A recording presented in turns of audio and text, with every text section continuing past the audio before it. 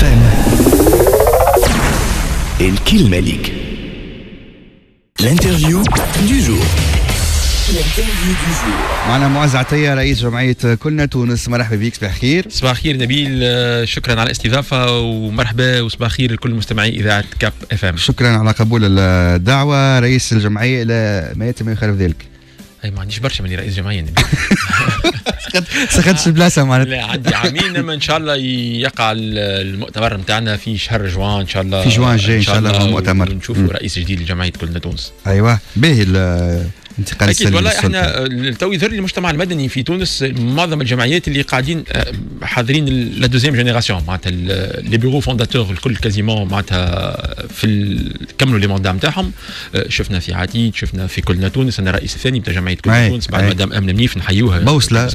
بوصله كيف الثالث بيرو نتاعهم. هذه حاجه يظهر لي حاجه باهيه على خاطر ايجابي. المجتمع المدني نتاعنا فيجيلون، مجتمع المدني نتاعنا صحيح على خاطر فيه الثوريه، روح الثوريه نتاع الشباب، هذا اللي حشنا به. ما نجموش نهار كل نصيحوا ونعيطوا على الديمقراطيه وعلى التداول السلمي على السلطه وعلى الانتخابات وعلى المسارات الديمقراطيه هذه، واحنا ما نكونوش ديمقراطيين وما نكونوش ما يكونش معناتها الاداره الداخليه للجمعيات هذه تسير بطريقه ديمقراطيه. اكيد انتم معنيين بالمسار الديمقراطي والانتخابي في تونس اساسا. اكيد نحكيو على مشهد سريالي لا محاله في ظرف اقل من عام. شفنا الاخذ والرد، وشفنا كلام منا وكلام منا، شفنا التيز والانتي تيز. ما فهمنيش المواقف الحقيقه بتاع ربي، حتى المواطن يسمع فيا توا مش فاهم الحكايه. النهضه والنداء من الاول يقول لك لا نحن لازمنا نعملوا انتخابات بلديه، ويطلعوا لك قياديين يقولوا لك لا والله التونسي تعب وسخت ودرا شنو والماء والكياس ودرا شنو ولازمنا، والمواطن لازم يعمل ينتخب باش يعمل البلديات. اليوم النهضة والنداء ومعهم اتحاد الوطني الحر في إطار ما يسمى بالترويكة أو الترويكة الجديدة، يقول لك نحن مع تأجيل الانتخابات البلدية. يعني أنتم كيفاش تفاعلتوا ساعة مع القرار هذا؟ والله تذكر نبيل ما قداش من مرة حكينا فيه الموضوع وتلقينا في المنبر هذايا، اللي هذه من المفارقات العجيبة. معناتها عباد تكون تقول لك 17 ديسمبر دات بوتوار ولازم تصير فيها انتخابات بلدية. من بعد نعرف ونتذكر الكل كيفاش صارت الحكايه. معناتها وصلنا صحيح وقتها كان ثم ما عندناش رئيس هيئه، كانت ما عندناش كان عندنا شهور نتاع 3 اعضاء في الهيئه العليا المستقله للانتخابات. كانت معناتها كان ثم جدل ومعقول الجدل، لانه يعني كانت عباد خايفه على المسار الانتخابي هذايا. اذا نجموا ننظموا انتخابات بلديه اول مره بعد الثوره، واول انتخابات بلديه ديمقراطيه ان شاء الله في تاريخ تونس بهيئة مش مكتملة، ثم ظروف متاع محاكم إدارية، دائرة محاسبات إلى آخره. كان نقاش موجود، نخلطوا ما نخلطوش معناتها بالانفراستركتور جوريديك اللي هي مجلة إلى آخره. المجلة ما وقتها ما قدمناش فيها بالكل إلى آخره. لكن اليوم عندنا هيئة مكتمل باللي صار الكل نجموا نحكيو فيه اليوم. والبارح كان عندنا لقاء. مكتملة بأي صفة مكتملة فما 9 هيئة. أي هذا شكلا. لكن يقول لك مضمونا برشا ناس تشكك في شوف في حياد برشا أعضاء في الهيئة. شوف هذا كلام نقولوا على مسؤوليتي. معناتها حياد أعضاء هيئة مش حياد أعضاء هيئة. نتذكروا معناتها التجاذبات السياسية اللي حصلت وما حبيناهاش تحصل للهيئة. لكن اليوم في تونس حتى حد نحكي على تدليس انتخابات بالطريقه اللي كانت تصير قبل. مستحيل باش تصير، مستحيل باللو بروسيسوس الكتورال اللي موجود. فما مشاكل صحيح، ثم مشاكل نتاع مراقبه المال السياسي، مراقبه الحملات الانتخابيه. المشاكل هذوما عشناهم في 2011 وعشناهم في 2014 ومش نعيشوهم في 2017. شنو الضمانات نتاعها؟ ضمانات اللي ثم ناس تتبع في المسار، ثم مجتمع مدني فايق. اليوم عندنا عباد في المانيا قاعدين في على الاف الكيلومترات قاعدين يتبعوا في الحمله الانتخابيه، تبعوا حمله انتخابيه. والبارح قرينا تقرير نتاع جمعيه مراقبون مثلا. ثم عباد قاعده في البيروات وتتبع، تحضر في الديبويمون وتشوف وتحسب الى اخره. معناتها ما عادش نجم تشد وراق وتحطهم في صندوق وما حتى حد مراهم. هذا سا سي سختها معناتها باللي تحب انت. لكن صحيح اليوم الهيئه فاس ان غران تيست اللي هو الانتخابات البلديه. وكما ما قلت معناتها والمواطنين مش تكون عينيها على الهيئه ومش تكون عينيها على الانتخابات، والمجتمع المدني والاحزاب الى اخره. ثم مشاكل اللي معناتها ما احناش باش نوصلوا نعملوا ديزيليكسيون بارفيت معناتها، وما صارتش ديزيليكسيون بارفيت في 2011 وما صارتش في ديزيليكسيون بارفيت في 2014. ما مارج نتاع خطا. لكن انا اليوم ما نتصورش اللي باش نعملوا انتخابات اقل من المقاس واقل جوده من الانتخابات اللي صارت في 2014 و 2011. يقول باش كاتسبسي على فرانس 24 يقول ان شاء الله باش نعمل انتخابات في افريل 2018. والله الى حد علمي ومعلوماتي المتواضعه المخول الاول والوحيد لتعيين تاريخ الانتخابات ولتحديد الرزنامه هي الهيئه العليا المستقله للانتخابات. ما باستشاره عاد، ما فما استشارات، فما محادثات وفما اخي وحدهم هما الهيئه. نبي نذكروا في ما ياخذوا الخبره من عند السيد الرئيس. ما عندنا تجارب عندنا تجارب صارت. نتذكروا انتخابات 2011 اللي الانتخابات كانت مش تصير في جويليا وتم تاجيلها وقت. شكون اجلها؟ رئيس الهيئه. رئيس الهيئه خرج وقال مستحيل انا كرئيس هيئه اني نجم ننظم انتخابات، واجلها وقال واعطى كالندريي وقال الانتخابات ما تنجم تصير كان في اكتوبر، والعباد الكل احترم التاريخ اللي قدمته يعني حسب رايك انت معناتها كلام رئيس الجمهوريه يعني كان هو والهيئه هي اللي تقرر في افريل ولا لا؟ اكيد الهيئه هي تقرر، لكن التخوف نتاعنا شنو؟ اللي سمعنا السيد رئيس الهيئه يقول انه التاريخ اليوم ما ثم حتى تاريخ بالنسبه للهيئه العليا المستقله للانتخابات كان تاريخ 25 مارس. لكن استدراك ثم كلمه لكن معناتها ننتظروا التشاور في اجتماع غدوه باش يصير مع الاحزاب السياسيه ونشوفوا شنو باش يخرج الاجتماع هذايا. لكن في لكن نتاعي انا هذايا نشوفوا سي نبيل العزيزي البارح يقول لك اللي ما ثم حتى تاريخ بعد 25 مارس، معناتها حتى داخل الهيئه ما حسيناش بالموقف، واحنا طالبنا بموقف واضح وموقف جريء وموقف صارم من الهيئه العليا المستقله للانتخابات لتثبت تاريخ 25 يعني مارس. نفهم منك فما تململ داخل هيئه الانتخابات وفما شكون يمشي يقول انه فما تاجيل، الاخر يقول لك لا، فما نزاع داخل الهيئه، مش بتاتخ نزاع ولا اختلاف وجهات نظر ولا اختلاف يعكس الاختلافات السياسيه خارج الهيئه، خاطر يقول لك اليوم حتى جماعه الاعضاء نتاع الهيئه عندهم زاد كيف ولاء للاطراف السياسيه.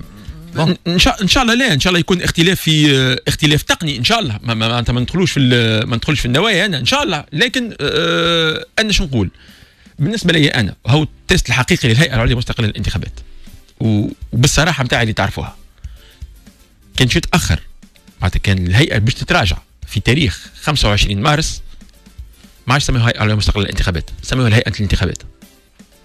لا كلام فما شكون يقول نعطيه وزاره الداخليه وكا لا ما نرجعوها وزاره الداخليه. الهيئه مش الهيئه اليوم كان مش توخر الانتخابات، الهيئه كان مش توخر تاريخ انتخابات 25 مارس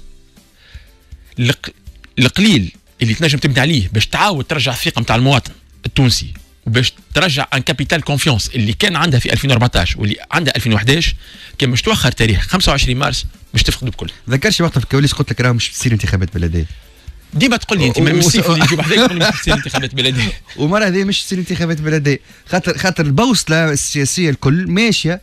صحيح حكيت لك على الترويكا. صحيح البوصله تقول لك اليوم الترويكا انا ما نجمش نعمل انتخابات بلديه. شوف زعما انت حسب رايك علاش الاسباب نتاع التاخير؟ نقول لك نعطيك اسباب التاخير باش يفهم الناس يفهموا. نعطيك اسباب التاخير نعطيك السبب واضح وواضح جدا وما يحتاجش عبقريه سياسيه ولا عبقريه تحليليه. الناس خايفه من الانتخابات نبيل. الانتخابات بلديه مش تعري برشا احزاب اللي راهو فيها تتكلم اليوم وموجوده في منابر اعلاميه الى اخره وتدعي انها عندها تواجد على ارض الواقع ومتواجده في جهات تونس وممنه بمسار اللامركزيه وبالجهات هذه المحرومه الى اخره وهي مش تنقذها، هي غيالمون مش موجوده فيها. واليوم صحيح تنجم تكون نكسه صغيره الحزب يخسر انتخابات ما يتواجدش في مجلس نواب، لكن تخسر انتخابات في 350 دائره انتخابيه الحزب غدوه يولي ما عادش موجود. هاو صحيح هذه هي المشكله اليوم تاع الاحزاب السياسيه. وهي عشيه الانتخابات الرئاسيه والتشريعيه. وهي عشيه الانتخابات اكيد. معناتها اليوم كان تخرج انت صفر اليدين في انتخابات بلديه ما عادش تنجم تحكي غدوه. خلينا نفهم معناتها النهضه والنداء والاتحاد الوطني الحر خايفين على رصيدهم الانتخابي اكيد من خلال الانتخابات البلديه. مش هم المعهد الامريكي مؤخرا سمعنا الارقام 2% و3% يستحوذوا عليهم النداء والنهضه وهم ارقام مخجله جدا. هذا هو مش يكون الامتحان الحقيقي للطبقه السياسيه والاحزاب السياسيه الموجوده. السلطه تنوى معارضه زاد، خاطر حتى احزاب في المعارضه اليوم من قبل هما ديجا معناتها عملوا اجتماعات مع رئيس الجمهوريه قالوا له نحبوا نحن ناجلوا الانتخابات معناتها من المالك. هذاك علاش، لكن انا الشيء اللي يزيد يبهت كيش توخر انت الانتخابات البلديه بجماعتين شنو مش تبدل ولا 3 جماعات؟ المعادلات السياسيه والمقاربات والتوازنات مش تتغير في 3 جماعات؟ مستحيل. لقاو حل هما مودات 9 افريل باغ اكزومبل. شنو الفرق ما بين 9 افريل و 25 مارس؟ شهداء شنو الفرق؟ شنو الفرق؟ موتي والاعياد معناتها باش تزيد، معناتها باش تخسر هيئه في كالندري حضرته في جمعه ماهيش تقدر حتى شيء، كانك ماكش حاضر، كان نحكيو على الهيئه نقولوا مش حاضر، والقوانين والاطار القانوني مش حاضر، ومجله الجماعات المحليه مش تصدق عليها، مش من 25 جوان افريل مش تتبدل حاجه. هذا مستحيل. سؤال معناتها به يقول لك اليوم مش حاضرين دونك احنا مانيش مصدقين. هذا هو يقول لك واحد حتى العصا في العجله معناتها انا خويا ما يساعدنيش نعمل انتخابات دونك ما شنو يتمخذ عليه هو تماثل في مصادقه على مجله الجماعات المحليه، تماثل على مستوى الاجراءات نتاع المحاكم الاداريه ودوائر المحاسبه. معناتها اليوم ينجموا يعطلوا مسار كامل معناتها من خلال السلطه التشريعيه اليوم. صحيح، لكن باش نعطيك اليوم والبارح كما قلت لك كنا في لقاء معناتها جمعيات وصحفيين مع السيد وزير الشؤون المحليه واللي قدم نظره الحكومه للمسار المركزيه ككل. اليوم 99% من المحاكم الإدارية حاضرة داخل الجهات 13 محكمة. اليوم الأوامر الترتيبية اللي تنظم العملية الانتخابية اللي لازم الحكومة تصدرها كل خرجت. معناتها الحكومة تقول لك أنا حاضرة وثم مشاريع، الوزارة عندها مشاريع كبرى اليوم، مشاريع كبرى نتاع دعم هالمسار اللامركزيه هذايا. فما فلوس من عند البنك مونديال، ثم ان بروجي افيك لا بنك مونديال، ثم دوتر بروجي معناتها ثم بروجيات اللي قاعدين اليوم موجودين باش يدعموا هالمسار هذايا. ما عادش نجموا نزيدوا نوخروا نبيل. واش نعطيك تحكي لي انت عن النيه المبيته؟ انا باش نعطيك حاجه غريبه برشا صارت وما تحدثناش عليها. الهيئه العليا وقت اللي اصدرت الروزنامه نتاعها في شهر نوفمبر اللي فات وقالت لي الانتخابات في شهر 25 مارس، خرجتش بالرائد الرسمي الروزنامه، ما خرجتش. الهيئه تقول لك بعثتها انا، الحكومه بعثتها المطبعه الرسميه، وحتى حد ما يعرف اليوم علاش الروزنامه هذه ما خرجتش. شنو معناه؟ يعني شنو معناتها تعتيم، يعني معناش مماثله، تعطيل اكيد تعطيل معناتها من غير خاطر نعرفوا قرارات الهيئه وقرارات مجلس الهيئه كلها تنشر معناتها القرارات اللي تصدرها الهيئه تنشر بالرائد الرسمي. معناتها هذا قانون المنظم الهيئه هذا يفرض. علاش الروزنامه ما تنشرش بالرائد الرسمي؟ انت قلت لي كونديسيون، قلت لي اذا كان ما تمتش في مارس فعلى الدنيا السلام وعلى الهيئه السلام. اليوم يقول لك بيجي قايد سبسي في افريل الانتخابات. هاني قلت لك بيجي قايد سبسي راهو رئيس الجمهوريه، اي رئيس الجمهوريه، وراه ما يتكلمش من فراغ، وهو في الاخر بكل سيدعو الانتخابات. هو عنده الامر نتاع الدعوه الناس للانتخابات، وكان ما يمشيش في الامر فمش انتخابات. ماك تعرف انت الشرط معناتها مش شروط الاساسيه. الامر هذاك اصدار الامر الداعي للناخبين للانتخابات نعرفوه. الاوامر هذه علاش تحطت معناتها امور شكليه، معناتها الامر كيما نقولوا احنا قانون يصادق عليه مجلس النواب يتعدى لرئاسه الجمهوريه لرئاسه الجمهوريه ما يصدرش قانون ما يعطيني انكسار. فهمت؟ معناتها امور معناتها باش تكون ثم توازنات ما بين السلطه التنفيذيه والسلطه مش رئيس الجمهوريه بدا عنده زاد سلطه في توازن في السلطه، مش توازن قراءه معناتها الواحد وتصير الامور بطريقه معناتها نجم نقولوا بطريقه شكليه. ما ثماش علاش اليوم رئيس الجمهوريه سيد رئيس الجمهوريه ما يدعوش الناخبين. في سبتمبر اللي فات كان ثم مشكل نتاع ليزي غير مكتمله وما صارش انتخاب رئيس ليزي الى اخره. اليوم عندنا هيئه مكتمله، لكن شنو هو المشكل اللي يخوف معناتها اكثر من السيد رئيس الجمهوريه؟ اللي ليزي معناتها تشد صحيح في تاريخ 25 مارس والا تقول ناجلوا الانتخابات قبل ما نوصلوا لرئيس الجمهوريه. فهمت؟ خاطر رئيس الجمهوريه كان ليزي مش تخرج غدوه وفي اللقاء مع الاحزاب السياسيه وتقول مش وخر الانتخابات، مش تقول لا اعمل انتخابات 25 معناتها اليوم ليزي في امتحان اختبار بالضبط. اذا كان باش تشد في مارس دونك هنا على الاقل نجموا نصدقوا الاستقلاليه نتاع الهيئه.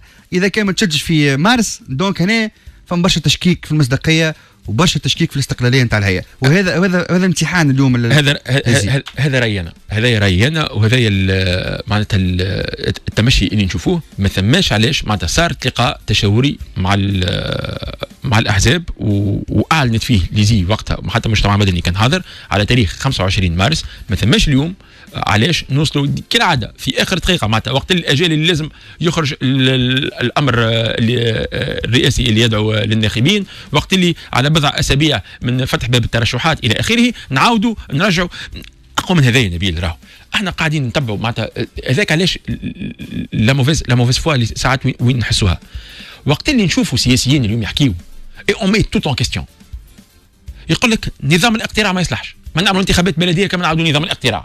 الوغ كو نظام الاقتراع صادقوا عليه الاحزاب هذه والنواب نتاعهم في مجلس النواب، النظام السياسي لازم يتعاود الى اخره. ما نجموش نهدوا الكل ونعاودوا نبنيو اليوم. صحيح ما عندناش احسن نظام اقتراع في تونس في العالم اكيد، لكن نظام الاقتراع هذا نجموا ندرسوه بطريقه مدروسه الى اخره. مش باش نوقف انا المسار وقتها لا عاد نعمل انتخابات بلديه، لا انتخابات تشريعيه، لا انتخابات رئاسيه، ونعاود نهد ونبني كل شيء. هذا هو المشكل. معناتها قاعدين نلوجوا في التعلات لتاخير تاريخ الانتخابات البلديه مهما كان وانضمت النهضه الى السرب هذا، وانضمت النهضه. خاطر شفنا الدفاع المستميت عن الانتخابات البلديه، وانت اكيد سمعت الديكلاراسيون نتاع القياديين نتاع حركه النهضه وقت اللي كان 17 ديسمبر، وقت اللي كان 17 ديسمبر كانت النهضه من الذي غير الامر. ممكن الصبر الاراء الاخراني ولا عدم الجاهزيه؟ ما نتصورش بالكش الائتلاف جديد 3 احزاب معناتها هذوما قرروا انهم يمشيوا في قرارات مع بعضهم والتوافق لا عاش والتعايش هذايا تفهموا. لكن حقيقه معناتها خلينا نحكيو اليوم المواطن التونسي وينه في هذا الكل نبيل. معناتها المواطن التونسي اليوم لا عاد على باله لا انتخابات بلديه باش تصير، لا على خاطر نقولوها بكل صراحه معناتها صار سامحني المواطن التونسي هو اقترع في انتخابات 2014 وانتخب من يمثله، معناتها يتحمل المسؤوليه المواطن التونسي. صحيح جو من القمره هما ولا من كوكب المريخ، معناتها ما افرزت لنا انتخابات نهضه ونداء ولا النداء مرتبه اولى ونهضه مرتبه ثانيه، يعني يفون اسومي زاد. مانيش نحكي عن نهضه ونداء، انا نحكي على الواقع المحلي اللي عايش المواطن التونسي اليوم. معناتها قاعدين ندوروا وشفنا اغلب بلديات الجمهوريه التونسيه ودرنا فيها وتجولنا فيها، ونعرفوا الحاله نتاع البلديات والحاله نتاع التهيئه العمرانيه في البلديات اللي واقفه الكل، والمشاكل العمرانيه اللي صايره، مشاكل في البيئه والنظافه الى اخره. هل نضحيوا معناتها بالمناخ وبالمحيط وبالعيش السليم للمواطن التونسي في سبيل حسابات سياسيه ضيقه؟ اوترومون دي، هل الاحزاب السياسيه خايفه من الفوت سانكسيون تاع التونسي؟ اكيد. اليوم يقول لك التونسي نستنى في الانتخابات اكيد باش نفرغ قلبي ونفرغ الغله نتاعي في هاك السياسيين انتخبتهم ما عملوا لي حتى شيء. والانتخابات البلديه مش تكون غير الانتخابات التشريعيه وغير الانتخابات الرئاسيه اكيد. علاش؟ خاطر المواطن التونسي مش ينتخب في دائره انتخابيه ضيقه في بلديته. احنا سميناها في الوقت اللي عملنا الكومباني دو سونسيبيليزاسيون للتسجيل سميناها انتخابات ولاد الحومه. خاطر مش تنتخب عبد ما نعرفوش منين جايني، من دايره كبيره، من دايره نابل 1 ولا دايره نابل 2، انا تلقاني في حمامات، هو ينجم يكون في تكلسه ولا في بوعرقوب ولا في قرنباليا. ناخذوا الحمامات، انا في الحمامات احنا باش ناخذوا عباد باش تترشح من مدينه الحمامات اللي كي نخرج نراه في المرشي، نراه في الحجه، نراه في القهوه الى اخره. دونك هذه باش تكون معناتها الناس مش تنتخب عباد عندهم ثقه فيهم وعندهم ثقه في انهم في برامجهم وانهم خاصه يطبقوا برامجهم. هذا اللي يخوف هذا اللي يخوف نبيل. ما يخوفناش احنا، بالعكس احنا يفرحنا، لكن هذا يخوف ابارامون طبقه سياسيه. كيف بالله كيش نحكيو حكينا على البروسيسوس الكتورال، ما ننساوش حاجات صارت. راهو اليوم تسجيل الناخبين تسكر وتحل مرتين وتسكر مرتين. كيش نوخر الانتخابات انا شنو مش نعمل؟ باش نعاود نحل باب التسجيل مره اخرى. معناتها ريت باش ندخلوا في لخبطه وش ندخلوا في قرارات ارتجاليه باش تزيد تضر بالمسار هذايا. مو فما قراءه اخرى تقول لك اللي يستناو في الانتخابات نتاع المانيا باش يعرفوا لي روبير نتاعهم. يقول لك انتخابات المانيا باش تعطينا حقيقه الوضع السياسي اليوم، خاطر باش يمشيو ينتخبوا في المانيا الانتخابات الجزئيه معناتها يعرفوا الاكتواليتي ويعرفوا الاحداث ويعرفوا الثقه، مقدار الثقه نتاع التوانسه عند الاحزاب. ممكن تمثل روبير للاحزاب باش يعرفوا رواحهم هما وين. يعملوا انتخابات في المانيا. من بعد تو نحكيو عن انتخابات البلديه وخلينا نحضروا لها وكذا ونشوفوا احنا وين موقعنا اليوم باش نجم نحسنوا الموقع نتاعنا. هذا فما قراءه هكا. هذا اللي يخمم هكا حساب غلط، خاطر ما تنجمش تعمل اون بروجيكسيون ما بين نتائج انتخابات المانيا وانتخابات في تونس. انتخابات مصغره جزئيه. انتخابات المانيا فيها 27,000 ناخب، هنا عندك 5 ملايين ناخب. اي شانتيون نجم نقولوا حتى لو كليما اللي ديفيرون، معناتها ما تنجمش تشوف التوجه السياسي نتاع التوانسه عايشين في الخارج في انتخابات تشريعيه مع تونسي عايش في بلديه مش انتخابات بلديه. صعيب برشا باش تلقى اوجه التشابه ولا تلقى لي بونديراسيون باش تنجم تقارن، لكن صحيح معناتها تنجم تكون مؤشر صغير، مؤشر من المؤشرات اللي لازم يتحط في اطاره، خاطر وباش تكون والناس كلهم متوقعاتها وتنشوفوها نهار الاحد. احنا اليوم معناتها المواطنين نتاعنا في المانيا يبداو ينتخبوا اليوم، وان شاء الله احنا دعينا حتى في بيان المواطنين في المانيا انهم يساهموا في الانتخابات ويشاركوا فيها دعما للمسار الانتقالي الديمقراطي في تونس. لكن كل معناتها سبر الاراء والقراءات تقول انه نسبه الاقتراع مش تكون وضعيفه برشا. وريت حتى معناتها برشا خبراء يقولوا ان شاء الله نخلطوا نسبه 10% معناتها اللي هو هذا كان خلطنا معناتها اللي هي هذا كان خلطنا اللي هي النسبه ضعيفه وضعيفه برشا. احنا راجعين معاك بعد الاخبار، وسؤالي بعد الاخبار اليوم يقول فما توجه الى تغيير النظام السياسي وتغيير القانون الاقتراع وتعطيل الهيئات الدستوريه، ويقول لك اللي عملناه كله لازم يتعاود من جديد. هذاك علاش يقول لك اليوم فما مماطله نتاع انتخابات، مماطله في تنفيذ الانتخابات البلديه، ومن المستحسن نعملوا انتخابات رئاسيه وتشريعيه من بعدها بلديه، وكان نبداو من جديد ونغيروا في الحاجات الغالطه، بما انه معناتها اثبت النظام عجزه وفشله على مستوى الحكم. تجاوبني بعد ان شاء الله الاخبار. احنا راجعين للكابوتشينو. نرحب مره اخرى بضيفنا معز عطيه رئيس جمعيه كلنا تونس. مرحبا بك مره اخرى في الدوزيام بارتي من الحوار نتاعنا في الانترفيو دو جور. والسؤال قلت لك قبل الفاصل، اليوم يقول لك توجه نحو التخويف من اللامركزيه وإعادة نظر في المسار الديمقراطي والنظام السياسي، وإعادة نظر حتى في نظام الاقتراع اليوم. هل أنت تشتم رائحة التغيير هذه ولا؟ نبدأ بالحاجة نبدأ باللامركزية ساعة. والله تخوفات صحيح تنجم تكون مشروعة كي تجي من عباد معينة، ما عباد مش فاهمة ولا عباد ما تشبعتش، وممكن عندنا زاد النقص في الذهاب الى المواطن والعباد باش فسرنا لهم المسار هذا اكيد، لكن تجيب شويه بشويه. لكن كي تكون من عباد موجودين في مجلس النواب قاعدين يصادقوا على قوانين، واللي مؤسسين ساعات اللي هما اسسوا وصادقوا على دستور الجمهوريه الثانيه، ويعرفوا شنو ينجم يقدم المسار هذا للبلاد. خاطر سمعنا بلامركزية الفقر، سمعنا بلامركزية الميزيريا، اللامركزية اللي مش تقسم الدولة إلى دويلات، وهذا كله مش صحيح. وتفكك الدولة وانتشار الفساد. اليوم كي نقراو الدستور الفصل 13 والباب السابع، كي نقراو مشروع مجلة الجماعات المحلية اللي صادقت عليه لجنة شؤون القوات الحاملة للسلاح، شؤون الإدارة والقوات الحاملة للسلاح، قرابة 100 فصل تصادق عليه في اللجنه، ونشوفوا لي ديسكسيون اللي تبعناهم اللي صاروا غادي ما ثم حتى شيء من هذا الكل. وعلى صحيح لازم تاهيل البلديات، وثم برامج كما قلت لك لتاهيل البلديات الى دعم ميزانيه البلديات. البلديات نتاعنا فقيره. باش نعطيك رقم نبي، قداش حجم ديون بلديات تونس كل يوم؟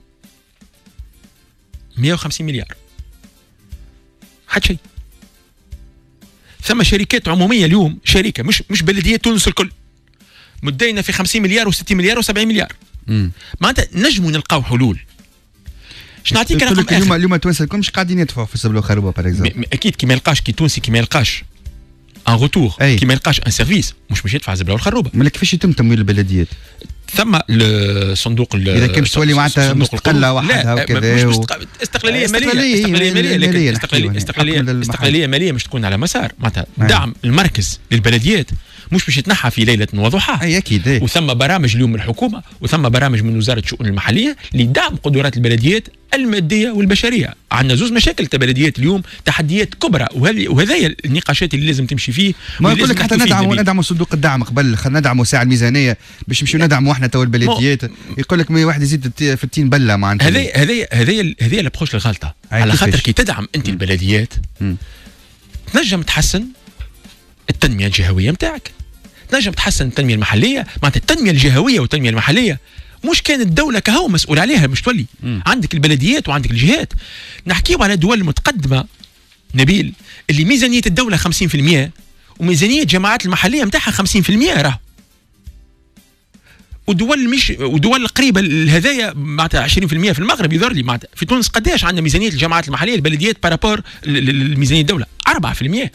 ما تنجمش اليوم الناس الكل تحكي على منوال تنميه ديفايون اللي ما نجمناش نقدموا به، ما نجمناش نحققوا الاهداف المرجوه على التنميه الجهويه والتشغيل والحد في المديونيه الى اخره بالمنوال التنميه هذايا. معناتها هو ماهوش باش يخسرك. معناتها انت كيش تدعم البلديات وكيش تدعم الجماعات المحليه ماديا وبشريا، وعندنا نسبه تاثير اليوم اقل من 10% في البلديات نتاعنا، كيش تعمل انت برنامج وسياسه تدعم المسار هذايا، مش تصرف عليه. معناتها خلينا من الامكانيات. يقول لك اليوم ما نجموش نركزوا انتخابات بلديه وبلديات وحكم محلي في الدوله فيها برشا فساد، في اطار تشريعي ماهوش كامل.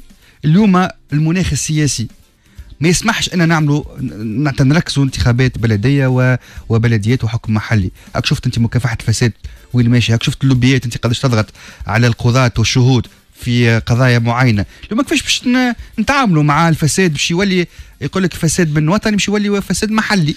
يولي عنده فروع الفساد، يولي تيان اليوم عندي صفقه ولا صفقه ما في البنيه الفلانيه، خلينا نجيب جماعتي وخلينا نمكنكم شويه من الصفقه هذيك، وانا زعما نعمل انا مناظره شفافه وتطلع هي مناظره مدلسه. معناتها وكانه اليوم نحكيو على واقع جميل عصافيته زقزق وسبابه زرقاء، دونك نجموا نعملوا مسار انتخابي بلدي. اليوم يقول لك لا ما نجموش، حتى نقضيو ساعه الافه الفساد ونعملوا اطار تشريعي واضح مش نجموا نمشيو لآلية اللامركزيه. شنو اليوم البلديات تخدم ولا مش تخدم؟ نيابات خصوصيه كستركتور بلديه موجوده ولا لا؟ موجوده. يقول لك موجوده لكن ماهيش موجوده. عندها ميزانيات. نحكيو على الفساد. عندها ميزانيات بالمليارات ولا ما عندهاش ميزانيات؟ عندها. ما علاش يقول لك ما عنديش امكانيات؟ لا عندها ميزانيات. شوف الفضلات انت في كل بقعه يقول لك والله ما عندناش احنا امكانيات باش ننظفوا كذا، احنا بخصوصيه. اليوم ثم فساد في البلديات ولا ما ثماش؟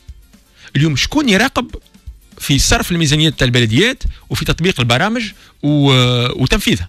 دور وزير ينجم وحده الشؤون المحليه، ينجم وزاره وحدها. اكيد رقابه من الدوله والمجتمع المدني زاد كيف نشوفوا مسار اللامركزيه ومشروع مجله الجماعات المحليه ونحكيو على الرقابه اللاحقه واطر الرقابيه اللاحقه اللي موجوده على الجماعات المحليه الكل من ما فيها البلديات. تشوف اطار حقيقي وفعلي لمكافحه الفساد. في القانون كي اي قرار تاخذه بلديه لازم يكون منشور على موقع الويب نتاعها، كي اي صفقه عموميه لازمها تخرج على موقع الويب نتاعها، كي لو رابور دو ديبويمون تاع الصفقات العموميه والصفقه هذه شكون خذاها وشكون خذاها وما خذاهاش يخرج والمواطن يطلع عليه والجمعيات تطلع عليه الى اخره.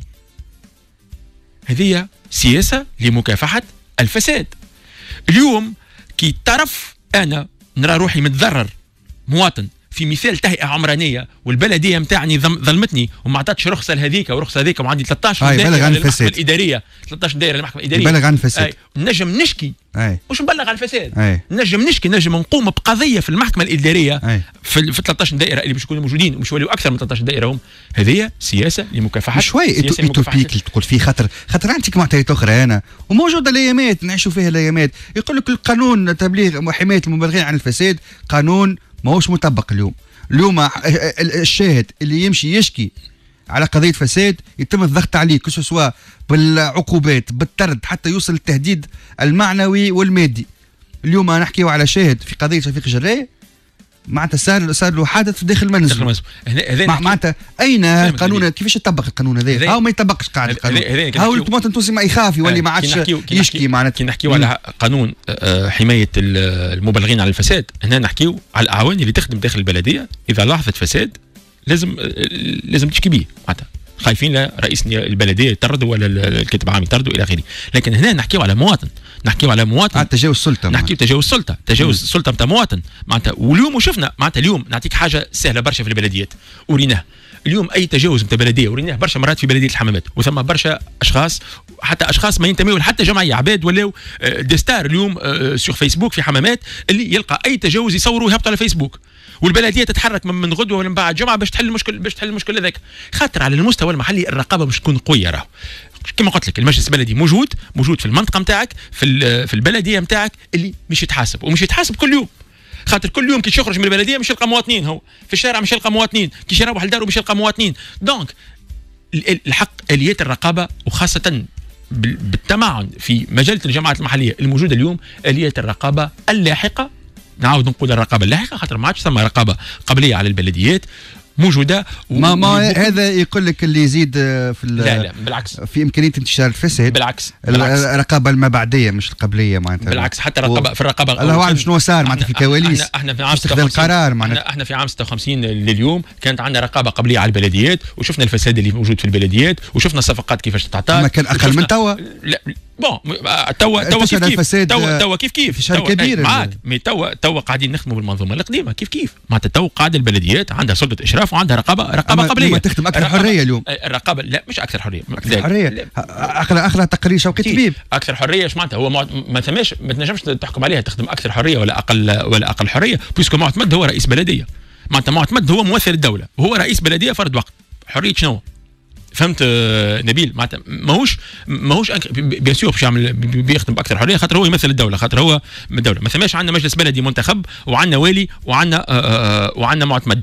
لكن معناتها احنا نراو اللي المسار هذايا خاصه على المستوى التنموي ينجم يبدل وجه تونس، ينجم يبدل بلديه تونس وجهها، وينجم يبدل خاصة الجهات، ويكون حقيقة ما هو تحدي نبيل راهو. معناتها مش السماء زرقاء والعصافير تزغزغ، هو حلمة. تجارب هي حلمة لكن حلمة تولي واقع راهو. اي حلمة تفترض شوية واقعية زاد كيف والحلمة ما تتبنى كان بحاجة معقولة. اليوم يقول لك مازلنا مش نحكي لك على الواقعية. نحن ميم با انتقلنا الى الجمهورية الثانية اليوم ميم با، فما هيئات مش مكتملة، الكلمة فما محكمة دستورية مش موجودة. هم نجيوهم اليوم كي نحكيو على مسار المركزية، نحكيو على مسار، والكلمة اللي ديما نعاودها ونقولها اللي هي مسار. كان ناخذوا كيش يطبق مجلة الجماعات المحلية نقولوا تدخل غدوة حيز النفاذ، ما ثم حتى صلاحية جديدة مش تتزاد للصلاحيات البلدية، الصلاحيات الذاتية للبلدية. علاش؟ خاطر واعيين به الشيء هذايا. اليوم عندنا الدراسات نتاع الواقع نتاع البلديات، ميزانيتها الى اخره، معناتها مش باش نزيدوا نثقلوها. هذاك علاش قلت لك ثم برنامج، والوزاره محضره برنامج لتاهيل البلديات، والبرنامج هذا على 9 سنين وينجم يوصل اكثر من 9 سنين. معناتها ثم خدمه اجتماع مع وزير الشؤون المحليه، معناتها ثم برامج لاعاده تاهيل البلديات. لكن المسار هذايا معناتها مش كيش نصدقوا على مجله الجماعات المحليه ومش نعملوا انتخابات بلدياتنا مش تولي جنه وتونس مش تولي جنه، لا، هذايا تحدي. وانا قناعتي معناتها من 2014 نخدم على الموضوع هذايا اللي نجموا ننجحوا فيه. كان نمشيو خطوه وتكون خطوات مدروسه. الرقابه اللاحقه ما فيها حتى مشكل، اليوم المحاكم قاعده موجوده ونجموا نطبقوها. اليوم التحدي الكبير كيفاش باش ندعموا القدرات الماليه والقدرات البشريه للبلديات، وباش كيفاش باش نخلقوا علاقه ثقه. التحدي الثالث ما بين المواطن وما بين البلديه اللي هو باش يكون الرقيب الوحيد. نعطيك جوست مثال نبيل. بلديه منزل بورقيبه صارت فيها تجربه نتاع ديمقراطيه تشاركيه، ميزانيه تشاركيه ما بين مواطنين وبلديه منزل بورقيبه في 2015. كان 17 مواطن على 100 يخلصوا الاداء المحلي نتاعهم اللي ما بين ظفرين نقولوا زبله وخروب. اليوم وصلنا ل 35%. هو ثم امثله اللي موجودين على ارض الواقع. معناتها لازم نمشوا فيه المساله هذه وندرسوه. يقول لك البنيه ما تركز كان على الساس. صحيح هكا ولي. يقول لك اليوم لازمك قضاء على الاقل نفترض فيه الاستقلاليه، نحكيو على انفراستركتور جوريديك مكتمله، اليوم نحكيو على مناخ سياسي في اقل فساد من توا. مش نجموا احنا نبنيو الدار هذه او اللامركزيه اللي نحكيو عليها على اسس صحيحه. الى اي مدى نجموا نبنيو لامركزيه صحيحه؟ معناتها لا تفكك الدوله، لا تنشر الفساد. كيفاش معناتها شنو الضمانات؟ شوف، الضمانات هو اللي يظهر لي وصلنا لتقدم كبير اليوم في الاطار القانوني بتاعنا، انه موجودين فيه الضمانات هذا الكل بالدستور بمشروع مجله الجامعات المحليه. لكن الضمانات هي وعي للطبقه السياسيه، للمجتمع المدني والمواطنين. هذوما معناتها هذوما لي زانغريديون باش تنجح مسار اللامركزيه. معناتها اليوم لازم تكون ثم علاقه وعي باهميه المسار هذايا. صحيح كانش نعاودوا سي اون رومي توت اون كيستيون، معناتها كل شيء خايب ما نجموش نقدموا راه. صحيح ثم نقائص في القضاء، ثم نقائص في قلت لك حاله البلديات نتاعنا، ثم نقائص في وعي المجتمع المدني ووعي المواطن التونسي. هذوما كل النقائص واعيين بهم وفايقين بهم. هذاك علاش لازم نمشيو خطوه خطوه. اما اتونسيون الكره في ملعبكم، خاطر اليوم التوانسه يستثقوا المجتمع المدني اكثر من الاحزاب السياسيه. احنا واعيين، واحنا والله ساعات حتى مسؤوليه عندكم فرصه تاع استقطاب كبيره للمواطن. معناتها مسؤوليه ساعات نتحملوا مسؤوليتنا. معناتها احنا قاعدين نشغلوا في ساحة من الفضاء العام وقاعدين ننشطوا فيها وقاعدين نمارسوا فيها في نشاطاتنا وفي قناعاتنا وفي أفكارنا، لكن احنا متحملين مسؤوليتنا. لكن نرجع لك نبيل، كان نحكي قلت لك سي اون رومي اون كيستيون النظام السياسي، سي اون رومي اون كيستيون نظام الاقتراع، سي اون مي تو الدستور. معناتها انا حضرت في بلاتو مع نائب يقول لك الباب السابع الدستور غلط. ايش نعمل؟ نسكروا ونعاودوا كل شيء، نرجعوا ل 2011 في مناخ اقتصادي تشوف فيه ومناخ اجتماعي يتعدل الدستور. معناتها ماهوش قرآني يقول لك بيان سور. لا معك يتعدل الدستور، لكن وقتاش يتعدل الدستور؟ انت ما نعرفش ايكيب نتاع كوره شريت 4 جوارات خشان مش يلعبوا، مازالوا ما لعبوش، مازال ما جاش التاهيل نتاعهم، تعمل هكا تقول طاير اونترونور خسرت 4 ماتشات؟ ما تنجمش. الدستور اسكو انت جربته؟ اليوم عندنا باب كامل في الدستور مش مفعل اللي هو باب السلطه المحليه. اليوم عندك محكمه دستوريه ما عندكش محكمه دستوريه. معناتها عندكش الهيئات المستقله 5، فما منهم واحده برك ليزي اللي بقيه في معناتها اطار مؤقت اطار انتقالي. هات نجربوه الدستور كيما ما جاء في الدستور، معناتها بالفلسفه نتاع الدستور وبالروح اللي جات في الدستور. مش على نقص نجربوه النظام السياسي. نجموا نجربوه هما سامحني، نجربوه النظام السياسي من بعد نحكم عليه. نجم يلبسوا كوستيم واسع عليهم ونضيق عليهم. هذيك مشكله اخرى تولي. ما لازم هما يسبنوا. هذا هو باش المواطن يصعبوا باش يلبسوا اللبسه، باش المواطن التونسي كيفاش مصلحه الاحزاب بالضبط فوق مصلحه النظام يسمع فينا. معناتها اللي الدستور هذايا مازال ما اكتملش. النظام السياسي نتاعو الصوره كامله مازالت ما ظهرتش. كي تظهر الصوره الكامله وتصير قراءه موضوعيه ومدروسه، ماهوش قرآن. الحاجات اللي ما مشيتش نجم تمشي. كيف اليوم نحكيو على نظام الاقتراع، وهذه حاجات سامحني في الكلمه ما يضحك. اليوم نفس الاطراف اللي كانت تدعو الى نظام اقتراع ما تكونش فيه هيمنه، وقتها الترويكا كانت تحكم وخايفين من هيمنه الترويكا، ولازم تكون ثم تعدديه للمشهد السياسي في مجلس النواب. نفس النظام تاع الاسم طويل فوالا معناتها لازم يكون ثم تعدديه وثم يكون مشهد سياسي ومكتمل بمعارضه قويه وعباد في السلطه. اليوم بقدره قادر تسقي بروحها هي اليوم مش تكون هي اقوى قوه سياسيه في البلاد. اون اون كيستيون نظام الاقتراع، ولا نحبوا نمشيو في نظام اقتراع اغلبي. معناتها راهي السياسه تتبدل معناتها، والتجارب وراتنا. معناتها اليوم في السلطه راك غدوه اكيد مش تكون في المعارضه وبعد ترجع للسلطه. هو السؤال شكون اعلى، مصلحه الاحزاب ام مصلحه الوطن؟ خلينا نشوفوا هذا السؤال. هذاك سؤال اكيد معناتها. وكان تقرا البيان الاخراني نتاعنا على تاريخ الانتخابات، هذا اللي قلناه. معناتها طلبنا من الاحزاب بكل صراحه عليوا مصلحه البلاد على مصالح الحزبيه نتاعكم. هذا قلناه في اخر بيان نتاعنا. معناتها اليوم معناتها كي نجيو النظام السياسي معناتها ولا المشهد السياسي اللي موجود بنظام الاقتراع في مجلس نواب الشعب، اعطيني قانون اللي ترفض ما جابش اغلبيه، اعطيني الحكومه. نحكيو على البلوكاج، لو فما بلوكاج. شنو هي الحاجه اليوم في تونس اللي حبت تعديها الاحزاب المتحالفه في الائتلاف الحاكم وما تعدتش؟ توجمي اون كيستيون معاك التمثيليه السياسيه في مجلس النواب. اعطيني اي ما فما تصفيه حسابات داخل حتى الائتلاف. قانون المصالحه ما شفناش سامحني النهضه ونيداه في تجاذب او مره معاك ومره ضدك او اخر تصريح لباجي قادسبسي يقول مراجعات النهضه طيبه لكنها غير كافيه. هاي قرصه نقولوا معناتها اكيد ما فما اخذ ورد داخل الائتلاف. وشفنا حتى في المانيا الائتلاف الحاكم نتاعهم ديما فيه اختلافات، وانجيلا ميركل لقات مشكله باش تعمل باش تحط حكومه نتاعها في بعد اخر انتخابات. هذه هي الديمقراطيه نبيل، ما احناش مش نبدعوا فيها، وما احناش مش نصنعوا ديمقراطيه على قياسنا احنا. معناتها هذه هي الديمقراطيه، فيها ائتلافات فيها اختلافات فيها الى اخره، لكن اعطيني اليوم القانون والا الحكومه اللي حب الائتلاف الحاكم يمررها على مجلس النواب وما تعدتش. في الكواليس يحكيوا في الكواليس على مشاريع قوانين في الدرج. في الدرج شنو هي مشاريع قوانين في الدرج؟ حتى اللي ساعه اللي مش موافق عليها الائتلاف الحاكم الدستوريه اللي مش موافق عليها الائتلاف الحاكم المحكمه الدستوريه. ايش بال تو ما تعاملت المحكمه الدستوريه على خاطر مش متوافقين على مواضيع اخرى. يعني احنا عندنا دوسيات نقايضوا بها، معناتها انت تسيب لي انا نسيب لك، انت تخليني انا نعطيك المحكمه الدستوريه، انت نعطيك قانون المحاذنات بتاع الروضات ولا محاذنات دينيه. هذا مشكل التوافق. ما احناش نحكيو هنا على مشهد سياسي، معناتها ثم ونعرفوا احنا القوانين اللي دخلت لجنه التوافقات وشنو صار لها. هذيك ينجم يصير ان بلوكاج، ما يشككش وما يحطش اون كيستيون اللي مش احسن نظام اقتراع ندافع عليه.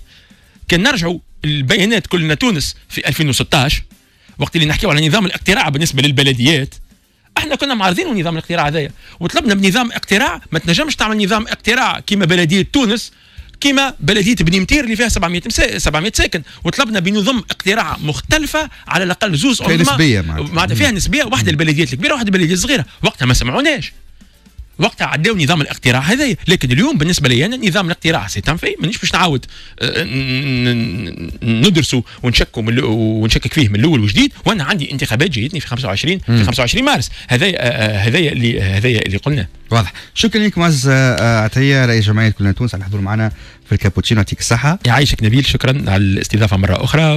وان شاء الله اخر كلمه معناتها الانتخابات تقعد في التاريخ نتاعها، وان شاء الله احنا نبذلوا اقوى جهد نتاعنا باش تنجح المرحله هذه. ومره اخرى دعوه للتونسيين في المانيا باش يمشيوا يمارسوا حقهم الانتخابي وينتخبوا. كاب اف ام الكلمه ليك.